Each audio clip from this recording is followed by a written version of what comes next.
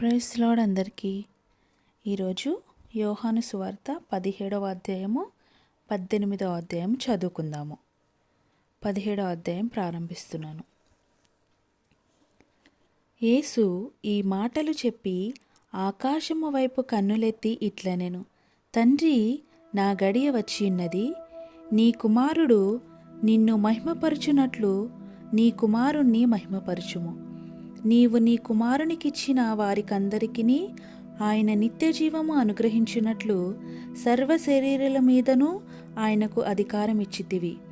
అద్వితీయ సత్యదేవుడవైన నిన్నును నీవు పంపిన యేసుక్రీస్తును ఎరుగటయే నిత్య జీవము. చేయుటకు నీవు నాకిచ్చిన పని నేను సంపూర్ణముగా నెరవేర్చి భూమి మీద నిన్ను మహిమపరచితిని.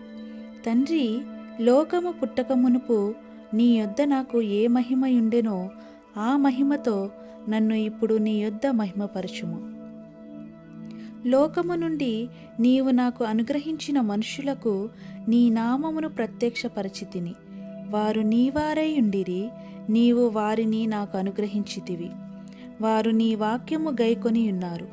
నీవు నాకు అనుగ్రహించిన మాటలు నేను వారికిచ్చి ఉన్నాను. వారు ఆ మాటలను అంగీకరించి నేను నీ యొద్ద నుండి బయలుదేరి వచ్చి తినని నిజముగా ఎరిగి నీవు నన్ను పంపితివని నమ్మిరి గనుక నీవు నాకు అనుగ్రహించినవన్నీయు నీ వలననే కలిగినవని వారిప్పుడు ఎరిగి ఉన్నారు.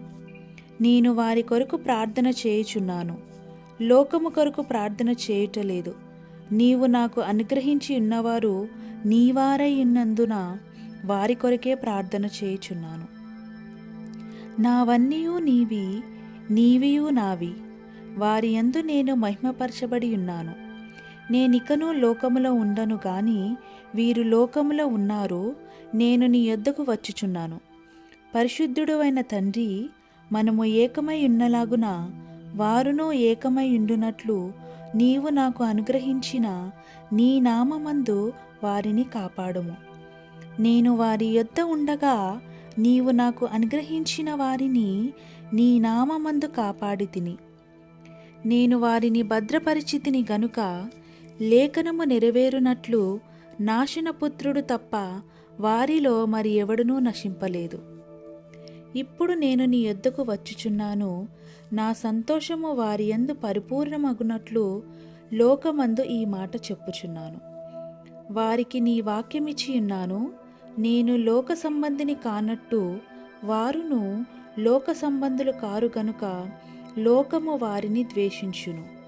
నీవు లోకములో నుండి వారిని తీసుకుని పొమ్మని నేను ప్రార్థించుటలేదు గాని దుష్టుని నుండి వారిని కాపాడమని ప్రార్థించుచున్నాను. నేను లోక సంబంధిని కానట్టు వారును లోక సంబంధులు కారు. సత్యమందు వారిని ప్రతిష్ఠ చేయము. నీ వాక్యమే సత్యము. నీవు నన్ను లోకమునకు పంపిన ప్రకారము నేనును వారిని లోకమునకు పంపితిని. వారును సత్యమందు ప్రతిష్ఠ చేయబడినట్లు వారి కొరకే నన్ను ప్రతిష్ఠ చేసుకొనుచున్నాను. మరియు నీవు నన్ను పంపితివని లోకము నమ్మునట్లు తండ్రి, నా యందు నీవును నీ యందు నేనును ఉన్నలాగున వారును మన యందు ఏకమై ఉండవలెనని వారి కొరకు మాత్రము నేను ప్రార్థించుటలేదు. వారి వాక్యము వలన నా యందు విశ్వాసముంచు వారందరూ ఏకమై ఉండవలెనని వారి కొరకును ప్రార్థించుచున్నాను. మనము ఏకమై ఉన్నలాగున వారును ఏకమై ఉండవలెనని నీవు నాకు అనుగ్రహించిన మహిమను నేను వారికి ఇచ్చితిని. వారి యందు నేనును నా యందు నీవును ఉండుట వలన వారు సంపూర్ణులుగా చేయబడి ఏకముగా ఉన్నందున నీవు నన్ను పంపితివనియు నీవు నన్ను ప్రేమించినట్టే వారిని కూడా ప్రేమించితివనియు లోకము తెలుసుకొనున్నట్లు నాకు అనుగ్రహించిన మహిమను వారికి ఇచ్చితిని. తండ్రి, నేనెక్కడ ఉందునో అక్కడ నీవు నాకు అనుగ్రహించిన వారును నాతో కూడా ఉండవలెననియు నీవు నాకు అనుగ్రహించిన నా మహిమను వారు చూడవలెననియు కోరుచున్నాను. జగత్తు పునాది వేయబడక మునిపే నీవు నన్ను ప్రేమించితివి. నీతి స్వరూపుడవగు తండ్రి, లోకము నిన్ను ఎరుగలేదు, నేను నిన్ను ఎరుగుదును. నీవు నన్ను పంపితివని వీరెరిగి ఉన్నారు. నీవు నా యందు ఉంచిన ప్రేమ వారి యందు ఉండునట్లును నేను వారి యందు ఉండునట్లును వారికి నీ నామమును తెలియజేసి తిని ఇంకనూ తెలియజేసేదనని చెప్పెను. ఆమేన్. 18వ అధ్యాయము ప్రారంభిస్తున్నాను. యేసు ఈ మాటలు చెప్పి తన శిష్యులతో కూడా కేద్రోను వాగు దాటిపోయెను. అక్కడ ఒక తోటయుండెను. దానిలోనికి ఆయన తన శిష్యులతో కూడా వెళ్ళెను. యేసు తన శిష్యులతో పలుమారు అక్కడికి వెళ్ళుచుండువాడు గనుక ఆయనను అప్పగించి యూదాకును ఆ స్థలము తెలిసియుండెను. కావున యూదా సైనికులను ప్రధాన యాజకులు పరిసయ్యులు పంపిన బంట్రోతులను వెంటబెట్టుకుని దివిటీలతోనూ దీపములతోనూ ఆయుధములతోనూ అక్కడికి వచ్చెను. యేసు తనకు సంభవింపబోవునవన్నీ ఎరిగినవాడై వారి యుద్ధకు వెళ్ళి మీరెవని వెతుకుచున్నారని వారిని అడిగెను. వారు నజరేయుడైన యేసునని ఆయనకు ఉత్తరమియ్యగా యేసు ఆయనను నేనే అని వారితో చెప్పెను. ఆయనను అప్పగించిన యూదయు వారి యొద్ద నిలుచుండెను. ఆయన నేనే ఆయననని వారితో చెప్పగా వారు వెనుకకు తగ్గి నేల మీద పడిరి. మరలా ఆయన మీరు ఎవరిని వెతుకుచున్నారని వారిని అడిగెను.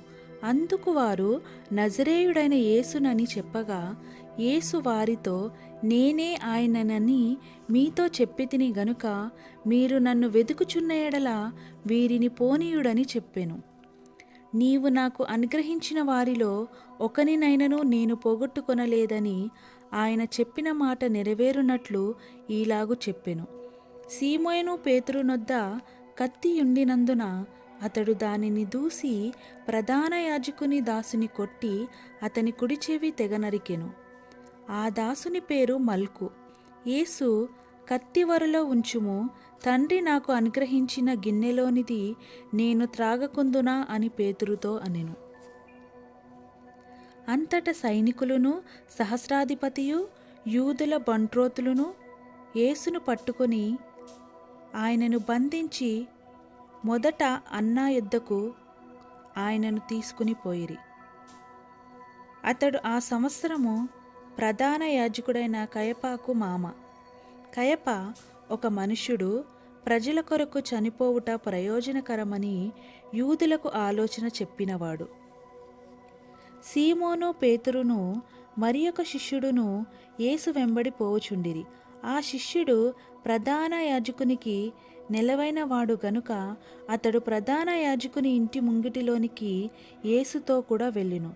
పేతురు ద్వారమునొద్ద బయట నిలుచుండెను గనుక ప్రధాన యాజకునికి నెలవైన ఆ శిష్యుడు బయటకు వచ్చి ద్వారపాలకురాలితో మాట్లాడి పేతురును లోపలికి తోడుకొని పోయెను. ద్వారమునొద్ద కావలియున్న ఒక చిన్నది పేతురుతో నీవును ఈ మనుష్యుని శిష్యులలో ఒకడువు కావా అని చెప్పగా అతడు కాననెను. అప్పుడు చలివేయుచున్నందున దాసులను బంట్రోతులను మంట వేసి చలికాచుకొనుచు నిలుచుండగా పేతురును వారితో నిలవబడి చలికాచుకొనుచుండెను. ప్రధాన యాజకుడు ఆయన శిష్యులను గూర్చియు ఆయన బోధను గూర్చియు యేసుని అడగగా యేసు నేను బాహాటముగా లోకమెదుట మాట్లాడి తిని యూదులందరూ కూడి వచ్చు సమాజ మందిరములోనూ దేవాలయములోనూ ఎల్లప్పుడూ బోధించి తిని రహస్యముగా నేనేమీ మాట్లాడలేదు. నీవు నన్ను అడుగనేలా? నేను వారికేమి బోధించినది విన్నవారిని అడుగుము. ఇదిగో నేను చెప్పినది వీరెరుగుదురని అతనితో అనెను. ఆయన ఈ మాటలు చెప్పినప్పుడు దగ్గర నిలిచిన బంట్రోతులలో ఒకడు ప్రధాన యాజకునికి ఇలాగ ఉత్తరమిచ్చుచున్నావా అని చెప్పి యేసును అరచేతులతో కొట్టెను. అందుకు యేసు నేను కాని మాట ఆడిన ఎడల ఆ కాని మాట ఏదో చెప్పుము, మంచి మాట ఆడిన ఎడల నన్నేల కొట్టుచున్నావనెను. అంతటా అన్న యేసును బంధింపబడి ఉన్నట్టుగానే ప్రధాన యాజకుడైన కయాప యొద్దకు పంపెను. సీమోను పేతురు నిలువబడి చలికాచుకొనుచుండగా వారతన్ని చూచి నీవును ఆయన శిష్యులలో ఒకడువు కావా అని చెప్పగా అతడు నేను కాను, నేనెరుగననెను. పేతురు ఎవని చెవి తెగ నరికెనో వాని బంధువును ప్రధాన యాజకుని దాసులలో ఒకడును, నీవు తోటలో అతనితో కూడా ఉండగా నేను చూడలేదా అని చెప్పినందుకు పేతురు, నేనెరుగనని మరొకసారి చెప్పెను. వెంటనే కోడి కూసెను. వారు కయాప యొద్ద నుండి అధికార మందిరమునకు యేసును తీసుకొని పోయిరి. అప్పుడు ఉదయమాయెను గనుక వారు మైల పడకుండా పస్కాను భుజింపవలెనని అధికార మందిరములోనికి వెళ్ళలేదు. కావున పీలాతు బయట ఉన్న వారి యొద్దకు వచ్చి, ఈ మనుష్యుని మీద మీరు ఏ నేరము మోపుచున్నారనెను. అందుకు వారు, వీడు దుర్మార్గుడు కాని యెడల వీనిని నీకు అప్పగించి ఉండమని అతనితో చెప్పిరి. పిలాతు, మీరతనిని తీసుకుని పోయి మీ ధర్మశాస్త్రము చొప్పున అతనికి తీర్పు తీర్చుడనగా, యూదులు ఎవనికిని మరణశిక్ష విధించుటకు మాకు అధికారము లేదని అతనితో చెప్పిరి. అందువలన యేసు తాను ఎట్టి మరణము పొందబోవునో దానిని సూచించి చెప్పిన మాట నెరవేరెను. పిలాతు తిరిగి అధికార మందిరములో ప్రవేశించి యేసును పిలిపించి, యూదుల రాజువు నీవేనా అని ఆయనను అడగగా, యేసు, నీ అంతట నీవే ఈ మాట అనుచున్నావా, లేక ఇతరులు నీతో నన్ను గూర్చి ఇది చెప్పిరా అని అడిగెను. అందుకు పీలాతు, నేను యూదుడనా ఏమి? నీ స్వజనమును ప్రధాన యాజకులను నిన్ను నాకు అప్పగించిరి గదా, నీవేమి చేసితివని అడగగా, యేసు, నా రాజ్యము ఈ లోక సంబంధమైనది కాదు. నా రాజ్యము ఈ లోక సంబంధమైనదైతే నేను యూదులకు అప్పగింపబడకుండునట్లు నా సేవకులు పోరాడుదురు గాని నా రాజ్యము ఇహ సంబంధమైనది కాదనెను.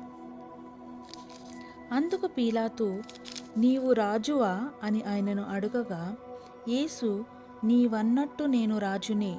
సత్యమును గూర్చి సాక్ష్యమిచ్చుటకు నేను పుట్టి తిని, ఇందు నిమిత్తమే ఈ లోకమునకు వచ్చి తిని. సత్య సంబంధి అయిన ప్రతివాడునో నా మాట వినుననెను. అందుకు పీలాతు, సత్యమనగా ఏమిటి అని ఆయనతో చెప్పాను. అతడు ఈ మాట చెప్పి బయటనున్న యూదుల యొద్దకు తిరిగి వెళ్ళి, అతని యందు ఏ దోషము నాకు కనబడలేదు. అయినను పస్కా పండుగలో నేనొకని మీకు విడుదల చేయు వాడుక కలదు గదా, నేను యూదుల రాజును విడుదల చేయటం మీకు ఇష్టమా అని వారిని అడిగాను. అయితే వారు, వీనిని వద్దు, బరబ్బాను విడుదల చేయమని మరలా కేకలు వేసిరి. ఈ బరబ్బా బందిపోటు దొంగ. ఆమేన్. ప్రభు అయిన యేసుక్రీస్తు ఈ వాక్యమును దీవించి మన జీవితాల్లో నెరవేర్చును గాక. ఆమేన్. Praise the lord.